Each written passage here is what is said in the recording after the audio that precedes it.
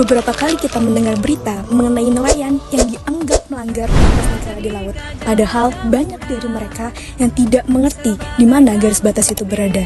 Inilah yang menjadi persoalan besar yang terjadi karena belum jelasnya batas maritim antar negara. Batas maritim merupakan hal yang sangat krusial karena di sanalah negara dapat menentukan sampai mana haknya untuk menjaga, mengelola, dan juga memanfaatkan sumber dayanya sendiri, baik itu ikan, minyak, maupun gas alam. Sebagai negara kepulauan, Indonesia memiliki 10 negara tetangga.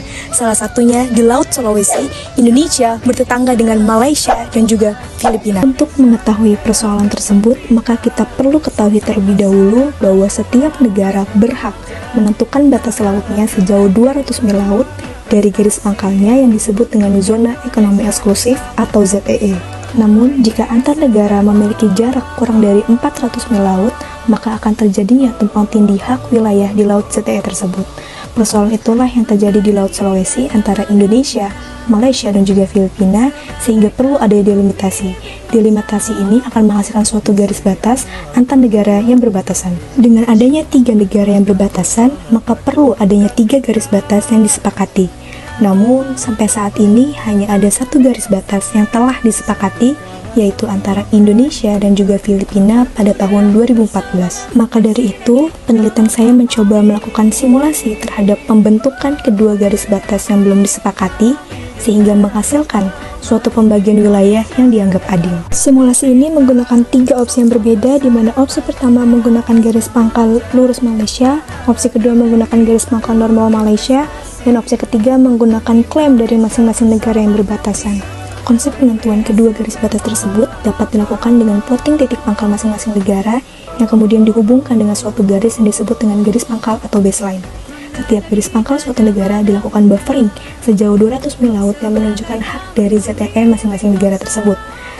Hasil dari area buffering kemudian nantinya akan diketahui area tumpang tindih ketiga negara yang mana ditunjukkan dengan area berwarna hijau.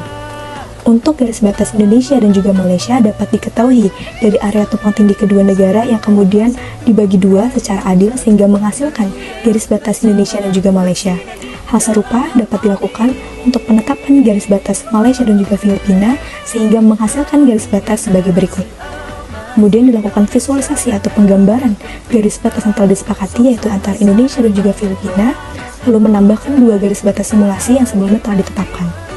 Dengan terbentuk ketiga garis batas tersebut, maka akan terjadinya titik temu dari 3 garis batas atau yang disebut dengan 3 junction point. Dengan terbentuk ketiga garis batas tersebut, maka akan dilakukan pengujian, yang mana pengujian dapat dilakukan dengan membandingkan panjang garis pantai suatu negara dengan luas wilayah laut yang diterima.